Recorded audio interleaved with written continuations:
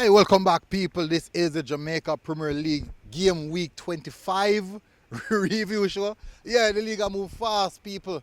So we have what? 25 of 13 games left. Bombard, sir! Yo! 13. 13 games. 38 games, yeah? 38. I think it's 38 games. Of course, 13 games. Yo! Think crazy, people. You think crazy. Big up on yourself. Smash the like button and hit the subscribe button. Thank you very much again for tuning in. This won't be a long review. This is technically, I think it's going to be a short review. Because me actually best cut it for me. Now, time not on my hand. No. I wish time was on my hand. Unfortunately, time is not on my hand. Anyways, so we'll touch on the first game on Wednesday. The draw day. Draw day. The day of draws. The day of draws. Anyways, first match I kick off on this Umberland versus Racing. We see that game ended 1-1. I think I'm supposed to know who scored the goal. Why am I not getting the goal scorers? Why am I not getting the goal scorers? Where are the goal scorers? Anyways, it wasn't much of an entertaining game.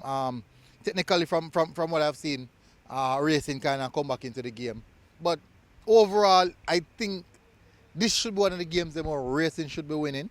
They have been in good form. Umberland now kind of step up them things, so Umberland is in good form as well. Them since the addition of Alex Thomas as the head coach, and kind of on a little incline going up, and it's a good look.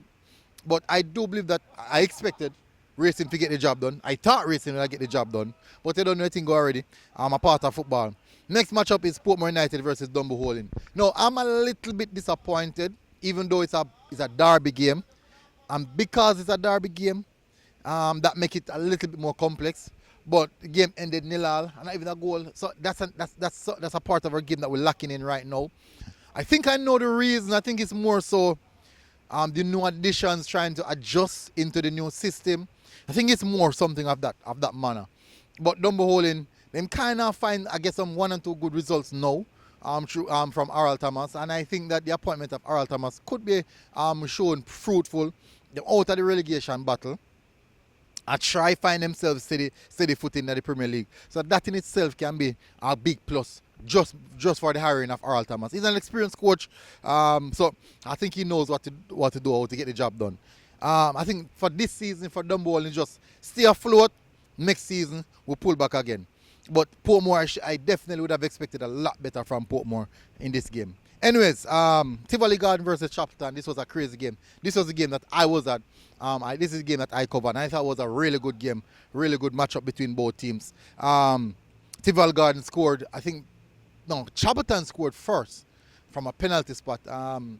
People might say penalty is questionable. I thought it was a fairly good call, in my view, especially because I was watching it with a big screen, a really big screen, and it's zoom in, so we kind of see what happened. So I think it was a good call overall. But a crazy goal. Oh my, what a goal by Janai Williams, man. Crazy goal. The penalty was scored by Nathaniel Howe. Nathaniel Howe? Yeah, for Chapelton Maroons. And then Janai Williams with a crazy volley to equalize in the first half. And the game ended 1-1. So technically, most of the action was in the first half, the better part of the game. In the second half, it was a little bit scrappy, if I'm being honest. It was a little bit scrappy. Nonetheless, the day ended 2 teams drawing 1-1 and the next drawing 0. So it was a day of draw. Next up, on Thursday, we saw Mount Pleasant going up versus Molynes, and this was a beaten 6-2 in favor of Mount Pleasant. And let me tell you something, people. Molynes was in the game, you know. Molynes was really in the game, you know. Unfortunately, sometimes you can be good, but you can be at the best, but who you're going up against is just far better. I think that was the case. At one point, I think the first half ended 3-2 in favor of Mount Pleasant. And then, one time Mount Pleasant start dip on them bench and start bring on that the quality, that the level of quality. I don't think Molynes have the same capabilities.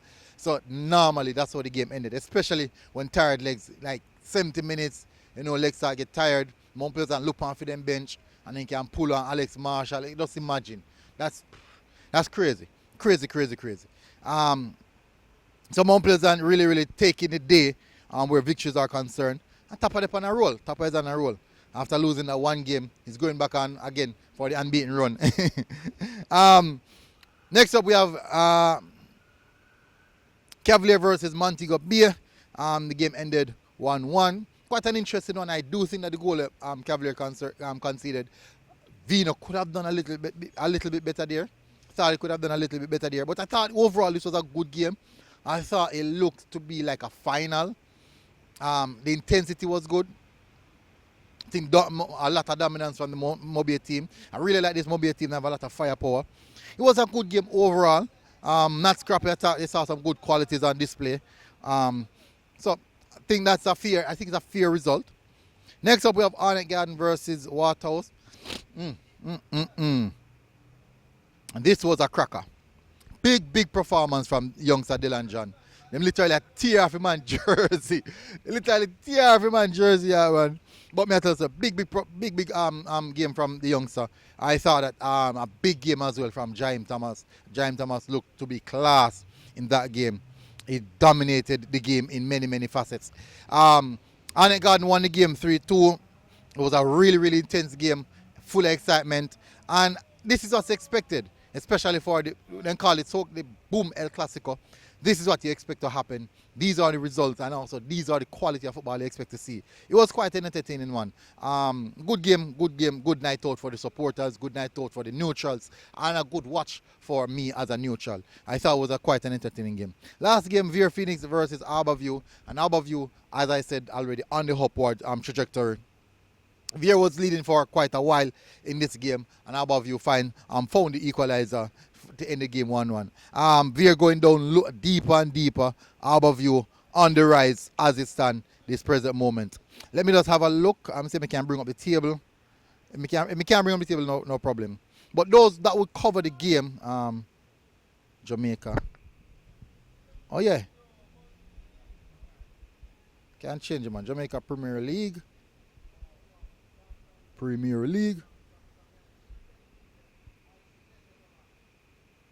Alright, so as it stands, this is what it stands. Mount Pleasant in 1, 55 points. Montego Bay second, 45 points. Arnett Garden third, 45 points. Portmore fourth, 39 points. Cavalier fifth, 38 points. What?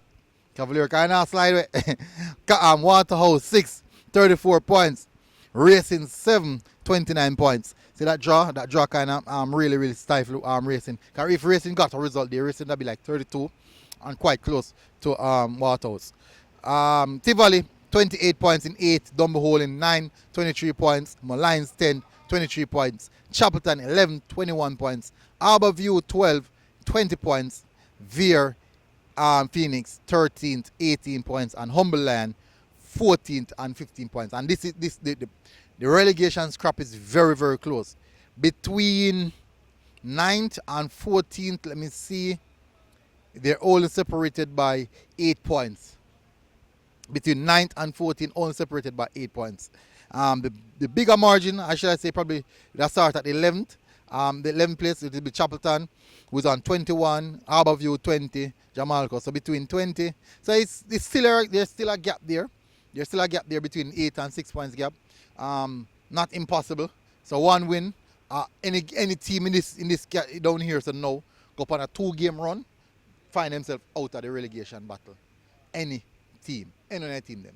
But that should conclude our review of the Jamaica Premier League game week 25.